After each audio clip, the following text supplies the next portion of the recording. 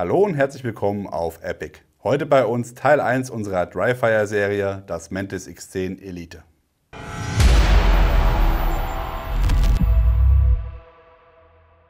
Wir sind vielleicht ein bisschen spät dran mit dem Trockentraining, gerade hier am Auslaufen der Pandemie, wenn man das mal so sagen kann oder darf. Aber wir müssen natürlich sagen, dass Trockentraining ein fester Bestandteil bei eurem regulären Training haben sollte oder sein sollte. Und genau deswegen haben wir uns entschlossen, wir machen jetzt eine Serie für euch und stellen euch mal die verschiedenen Hilfsmittel vor, die es da gibt. Wir fangen heute an mit dem Mantis X10. Die Firma Mantis ist uns schon länger ein Begriff. Wir haben sie auf diversen Messen besucht und auch auf der SHOT Show 2020 ein Mantis X10 mit nach Deutschland zurückgebracht, um damit entsprechend schon mal ein paar Erfahrungen sammeln zu können. Wir hatten da auch schon ein Video halb im Kasten, haben das aber dann aus irgendwelchen Gründen verworfen. Ich glaube, Corona war es, konnte man keine Schießaufnahmen machen. Und jetzt haben wir das wieder herausgegraben und lustigerweise beim Suchen von zusätzlichen Informationen sind wir auf den Michael Gast aufmerksam geworden. Der Michael Gast ist ein Schießausbilder, der auch einen Shop betreibt, moderne Schießlehre, und er ist Autor für den Deutschen Jagdblog. Wenn ihr den nicht kennt, auf jeden Fall mal reinschauen. Da gibt es wirklich sehr, sehr viel interessante Informationen, nicht nur für Jäger, sondern auch wirklich speziell zum Thema Trockentraining. Trockentraining, ganz kurz, der Name sagt schon, ihr schießt nicht mit Munition, sondern ihr schießt trocken, also leer abziehen. Wir haben da natürlich den Vorteil, dass man das überall trainieren kann, sage ich jetzt mal vorsichtig. Natürlich überall ist, in der Bahn würde ich es natürlich jetzt vielleicht nicht trainieren mit der scharfen Waffe, aber ihr habt mehr Möglichkeiten, ihr müsst nicht auf eine Schießbahn gehen dafür. Das hat natürlich einen riesen Vorteil, denn ihr könnt mehr Zeit investieren und Zeit ist genau der Faktor, denn ihr braucht für bestimmte Übungen, braucht ihr einfach viel Zeit und viele Wiederholungen, damit sich das einprägt. Ihr könnt jetzt einmal die Woche schießen gehen, auf den Schießstand und immer wieder denselben Fehler schön mitschleppen, oder ihr könnt euch das einmal richtig antrainieren und dann trocken diese ganzen Wiederholungen machen. Wirklich. Also ich meine, ich habe mal irgendwo gehört, man braucht bis zu 1000 Wiederholungen von einer Übung, damit sich das wirklich im Muskelgedächtnis verinnerlicht. Und genau dafür sind solche Hilfsmittel, wie wir sie hier schon aufgebaut haben und worüber auch diese ganze Serie gehen wird, perfekt. Die Hilfsmittel hier sind nicht nur für das eigentliche Trockentraining gut geeignet, sondern man kann sie auch kombinieren mit dem scharfen Schuss beziehungsweise auch mit CO2 oder Airsoft-Waffen. Das heißt, wir wollen euch da wirklich mal alles zeigen, was es da so gibt, und fangen jetzt mit dem Mantis X10 an. Der ist nämlich die Basis fürs Trockentraining unserer Meinung nach. Warum ist der die Basis? Der Mantis X10 ist ein Datensammler. Könnt ihr euch vorstellen, hier steht Facebook drauf, da steht Google drauf. Alles, was ihr an Informationen reingebt, wird hier schön gesammelt und in die Cloud geballert. Nee, natürlich nicht, aber man hat hier schon irgendwo eine Datenbank hinten dran hinterlegt, wo ihr entsprechend Informationen abrufen könnt. Das heißt, ihr montiert das an eurer Waffe, könnt dann entsprechend damit trainieren. Das Gerät erkennt, wo ihr eure Fehler gemacht habt oder ob ihr was richtig gemacht habt, gibt euch auch verschiedene Übungen vor, mit denen ihr arbeiten könnt. Und das wird dann mit der Datenbank abgeglichen. Und dadurch entsteht ein sehr, sehr guter Lerneffekt. Und wenn man das täglich macht oder auch regelmäßig macht, kann man da wirklich eine deutliche Verbesserung erzielen, die in Kombination mit dem scharfen Schuss perfekt ist. Trockentraining wird niemals den scharfen Schuss ersetzen, das ist klar, aber die Kombination aus beiden Mitteln ist die perfekte Mischung. Hier zeige ich euch erstmal, was ihr alles mit dem Mantis X10 bekommt. Das ganze System kommt hier in einem kleinen Case. Hier habe ich eine kleine Netzunterteilung drin, wo ich entsprechend nochmal ein Ladekabel mit dabei habe. Ich habe den Mantis X10, der ist hier ungefähr in dieser Größe. Und ebenfalls mit dabei ist hier noch ein Adapter für Langwaffen, die keine Picatinny-Schiene haben. Denn das ist die Voraussetzung. Ihr braucht auf jeden Fall eine Schiene, wo ihr den Mantis X aufschieben könnt.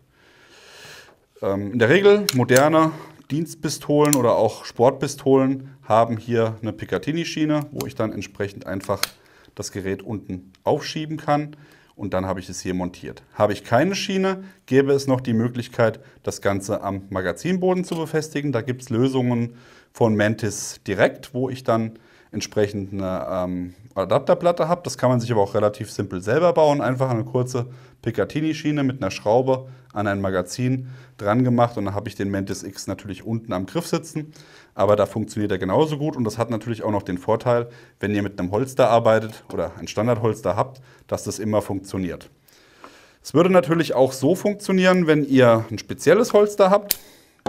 Habe ich jetzt hier mal für die Glock eins. Bei der Glock muss man noch dazu sagen, hier ist das mit der Schiene ein bisschen fummelig. Da muss man immer ein bisschen drücken, bis der Mantis da mal drauf geht. So. Und dann kann ich hier entsprechend mit dem Holster arbeiten und da passt dann natürlich auch die Waffe komplett mit rein. Kydex-Holster kann man sich relativ simpel bauen lassen. Kostet nicht die Welt, dann hat man halt eben ein normales Holster für das normale Training und für den Mantis X nochmal ein zusätzliches Holster. Wobei das Holster auch ohne den Mantis natürlich die Waffe gut greift. Jetzt habt ihr den Mantis X hier montiert an der Waffe. Jetzt müsst ihr ihn natürlich noch irgendwie in Betrieb nehmen. Dazu habt ihr auf der Unterseite einen Knopf und genau dafür braucht ihr jetzt natürlich noch eine App. Die App gibt es kostenlos herunterzuladen für Android und für Apple. Wir haben jetzt hier einmal für Apple das Ganze schon vorbereitet auf dem iPad. Habt ihr die App heruntergeladen, braucht ihr sie einfach nur zu starten. Das funktioniert natürlich auch auf dem Smartphone. Wir haben es jetzt hier, damit ihr es besser sehen könnt, einfach mal auf dem Tablet installiert. Jetzt habt ihr hier die App, die ist auch in Deutsch verfügbar und hier steht Verbinden. Zum Verbinden drücke ich hier einmal auf den Knopf. Der Mantis leuchtet grün und blinkt. Kann ich hier verbinden. Dann sucht er und findet. Und schon bin ich hier im sehr umfangreichen Menü vom Mantis. Denn ihr seht schon, hier habe ich wirklich eine ganze Reihe an Trainingsmethoden. Ich habe offenes Training, ich habe einen Schießtimer, ich habe Benchmarks, ich habe hier Benchmark auf Zeit, schnelles Abziehen, Schießübungen, auch Geiselsachen sind hier, das ist eine amerikanische Firma, das heißt, auch solche Sachen könnte man hiermit trainieren und natürlich eine ganz umfangreiche Einstellmöglichkeit für das System. Das gucken wir uns jetzt auch als erstes an. Hier seht ihr, könnt ihr schon mal auswählen, was seid ihr für ein Schütze, seid ihr ein Rechtsschütze oder ein Linksschütze. Als nächstes habt ihr hier den Schusserkennungsmodus, das heißt, ihr könnt hier einstellen, scharfer Schuss, trocken oder halt auch CO2. Wenn ihr mit einer Airsoft- oder Gaspistole trainiert. Dann hier die Montagerichtung, wie das Mantis X montiert ist, denn ihr könnt es nicht nur in die Richtung montieren, sondern auch andersherum oder eben halt auch bei einer Langwaffe an der Picatinny-Schiene an der Seite oder eben unten am Magazin. All das könnt ihr hier einstellen, um da entsprechend das abzustimmen. Ich habe sogar hier oben die Möglichkeit, dann nochmal zwischen Kurz- und Langwaffe zu wechseln und hier habe ich eine sehr umfangreiche Datenbank, wo ich meine Waffe entsprechend auswählen kann. Zuerst den Hersteller, dann das Modell. Das hier ist eine SIG SP 2022, habe ich hier schon vorausgewählt. Damit habe ich dann natürlich noch genauere Ergebnisse, als wenn ich jetzt einfach nur so normal trocken trainiere. Ja, man kann jetzt entweder sich führen lassen. Dazu habe ich hier unten eine Mantis X Einführung oder Basic Marksmanship. Also verschiedene Menüs stehen mir hier unten zur Verfügung, wo ich einfach hergehen kann und mich führen lassen kann. Ich kann aber auch jetzt, gerade was jetzt für uns jetzt hier schön ist, einfach sagen, ich will mal offenes Training machen. Dazu muss das Ganze erstmal kalibriert werden. Zum Kalibrieren lege ich die Waffe einfach sauber ab und schon ist das Ding kalibriert. Ja, und jetzt könnte ich eigentlich schon direkt loslegen. Mehr ist gar nicht zu tun. Ich nehme jetzt mal aufgrund des Gewichtes und der Griffigkeit das Magazin rein. Wir haben uns ja schon vorhin überzeugt. Machen wir aber nochmal. Sicher, Waffe ist entladen, kann nichts passieren. Und jetzt könnte ich hiermit entsprechend starten. Wie funktioniert das denn? Ihr braucht jetzt eigentlich nur eine Zielscheibe oder irgendeinen Punkt, auf den ihr zielt. Am besten einen Punkt, der immer gleich bleibt, damit ihr ja irgendwo auch das Ergebnis messen könnt. Ich habe jetzt hier den Luxus, dass ich hier hinten schon eine Zielscheibe stehen habe. Das heißt, die werde ich jetzt auch nutzen. Ich klicke auf Start, gehe hier in Anschlag und schieße. So, jetzt seht ihr hier schon, ich habe 92,4 Punkte geschossen. Guter Schuss, ist hier irgendwo links unten angekommen. Jetzt machen wir mal einen schlechten Schuss. Jetzt habe ich mal einen ganz schlechten Schuss produziert, 30,2 Punkte. Das Schöne jetzt hier an der App ist, die App zeigt euch gleich, was ihr falsch gemacht habt. Beziehungsweise auch, ihr schaut in der Datenbank und guckt, was könnte jetzt der Grund dafür gewesen sein, dass der Schuss so schlecht war. Hier kriege ich jetzt mögliche Ursache, Abzug reißen. Ich klicke drauf, habt ihr hier sogar ein schönes animiertes Video. Ne? Da steht genau das, was ich gerade gemacht habe. Ich habe hier gerissen und nach unten gezogen. Genau dieser Effekt, ja, das passiert sehr, sehr vielen Schützen. Wer es vielleicht noch kennt von früher, dafür gab es ja auch diese Patronenübung, dass man die Patrone hier oben drauf stellt und dann ganz vorsichtig abzieht, ohne dass die Patrone runterfällt. Ganz klassische Übung. Hat man hier natürlich auch schön. Man kriegt hier noch eine super Beschreibung, wie man es besser machen kann. Also perfekt gelöst. Habt ihr jetzt ein paar Schuss gemacht, dann könnt ihr hier entsprechend auch in den Verlauf gehen und euch dort das Trefferbild anschauen. Also hier seht ihr zum Beispiel, was man jetzt hier, ich habe jetzt insgesamt in dieser Übung, bevor ich die App mal resettet habe, habe ich 71 Schuss gemacht. Ihr seht genau, wo die Schüsse liegen. Ihr könnt hier noch verschiedene andere Sachen euch angucken. Hier sind die Übungen, die ich schon mal geschossen habe. Da könnt ihr schauen, zum Beispiel, gehen wir mal hier in diese Serie rein. Da habe ich 55 Schuss in der Serie geschossen. Hier sind meine möglichen Fehler, die ich gemacht habe. Hier seht ihr ungefähr, wie die Waffe gehalten wurde. Und hier habt ihr sogar einen Bewegungsablauf. Und das ist wirklich was, wo ich sage, das ist super spannend, gerade auch für IPSC-Schützen, die mit dem Holster arbeiten, die aus dem Holster schießen. Denn hier wird nicht nur der Schuss, also vor und danach aufgezeichnet, sondern auch der Weg vom Holster bis nach vorne. Ja? Das heißt, hier habe ich nochmal sehr, sehr gut, auch in einem Video zu sehen, sehe ich hier nochmal gut, mein Finger funktioniert nicht. So, jetzt genau. Hier sehe ich nochmal ganz genau den Bewegungsablauf, den ich gemacht habe. Habe ich hier nochmal groß geschwenkt oder bin ich direkt sauber gerade rausgegangen ins Ziel. Das sind wirklich ganz viele Sachen, die ich hier prüfen kann und damit meine Schussleistung zu verbessern im Trockentraining. Vielleicht hat sich der eine oder andere jetzt gefragt, wie funktioniert das denn überhaupt? Ist da irgendwo ein Lichtschranke-Laser, irgendwas drin, was genau sieht, wo ich hinziele und berechnet das dann? Nein, so funktioniert der Mantis X10 nicht. Das ist einfach ein Bewegungssensor-Messgerät, wenn man das mal so ganz salopp, stumpf sagen kann.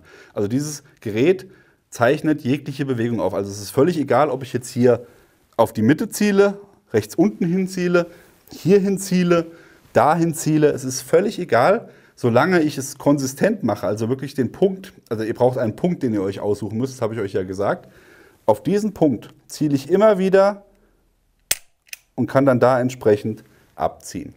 Und das ist natürlich jetzt was super interessant ist, sowohl für den statischen Schützen, der Präzision schießt, als auch für den Schützen, der dynamisch schießt. Ja?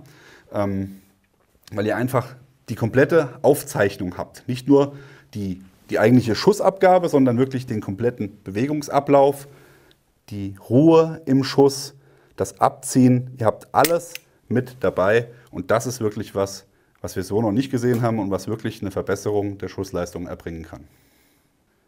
Also nochmal zur Erklärung, falls das nicht so ganz rübergekommen ist, Training mit dem Holster, ganz klar, IPSC, sehr, sehr wichtig. Oder auch natürlich für den dienstlichen Einsatz, kann ich mir das auch sehr gut vorstellen. Hier habt ihr die Möglichkeit, entweder das vorne zu montieren an der Picatinny-Schiene eurer Waffe mit einem entsprechenden Holster, wo es dann auch mit dem Mantis X reinpasst. Oder aber wenn ihr sagt, ich will jetzt nicht extra ein Holster dafür bauen oder ich will mein Standardholster benutzen, dann modifiziert ihr euren bestehenden Magazinboden oder kauft einen Adapter entsprechend und könnt das Mantis X dann hier unten hinbauen, habt es dann hier unten dran sitzen, dann stört das auch nicht. Im Holster kann jegliches Holster genutzt werden, weil es ja ein Magazin ist. Was ihr dann natürlich nicht machen könnt, sind Magazindrills. Ja? Das wäre ein bisschen blöd, aber zumindest für das normale Schießen wäre das nochmal eine Möglichkeit, das so zu nutzen. Ich habe es jetzt hier mal an eine Airsoft-Waffe dran gebaut. Airsoft ist nämlich genau dafür auch nochmal eine sehr, sehr schöne Sache zum Üben, denn auch ohne die lustigen kleinen Bällchen zu verschießen, könnt ihr mit einer Airsoft-Waffe relativ gut trainieren. Gerade auch was so, ja, es ist nicht der Originalrückschlag, aber man hat zumindest mal ein bisschen Bewegung in der Waffe als mit der normalen Standardwaffe oder eurer scharfen Waffe, wenn ich das mal so sagen kann. Bei der scharfen Waffe habe ich natürlich den Vorteil, es ist leise. Man hat maximal die Abzugsgeräusche und das war's. Ist auch eine Möglichkeit. Also im Hotel zum Beispiel würde ich eher mit der trainieren als mit der hier. Ja? Bei einer Airsoft-Waffe, wer es nicht kennt, habe ich natürlich die Möglichkeit, ist ja eine Gas-Blowback hier in dem Fall, den Schlittenfanghebel zu halten. Und dann kann ich abziehen und damit ist dann auch nach jedem Schuss mit leerem Magazin der Schlitten wieder vorne. Wenn ich das nicht mache, ganz normales Verhalten bei einer leer geschossenen Waffe, Schlitten bleibt hinten stehen. Und das simuliere ich hier, indem ich einfach den Schlittenfanghebel runterhalte und entsprechend damit schieße. Und damit habe ich dann wirklich auch zumindest mal ein bisschen mehr Realismusfaktor. Also es tut sich was auf jeden Fall und das ist natürlich eine feine Sache, um das Ganze noch ein bisschen realistischer zu gestalten. Ein wichtiger Aspekt noch für euer Training, was ich noch nicht angesprochen habe, ist natürlich, wer weiß es, was passiert hier? Single Action, Double Action. Eine SIG 2022, eher eine Oldschool-Puster, passt gut zu mir, hat einen außenliegenden Hahn und kann entsprechend hier immer wieder betätigt werden, ohne dass ich da nochmal repetieren muss oder den Schlitten zurückziehen muss.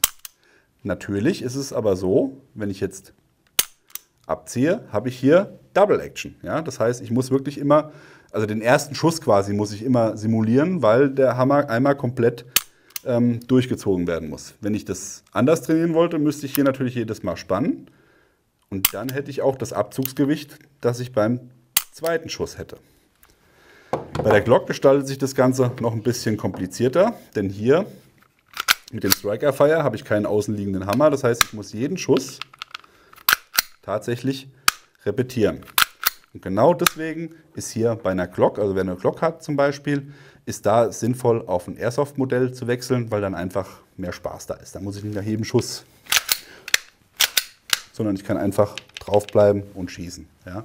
Für häufige Wiederholungen ist es super. Wenn ich jetzt ein Präzisionsschütze bin, der vielleicht 5 Schuss macht in 10 Minuten oder so, ist es vielleicht nicht so wichtig, aber habt das mal im Hinterkopf, wenn ihr dynamisch schießen wollt, euch da verbessern wollt, auf jeden Fall das mit einbeziehen und dann entsprechend auch das Geld in die Hand nehmen und euch die entsprechende Airsoft-Waffe dazu kaufen.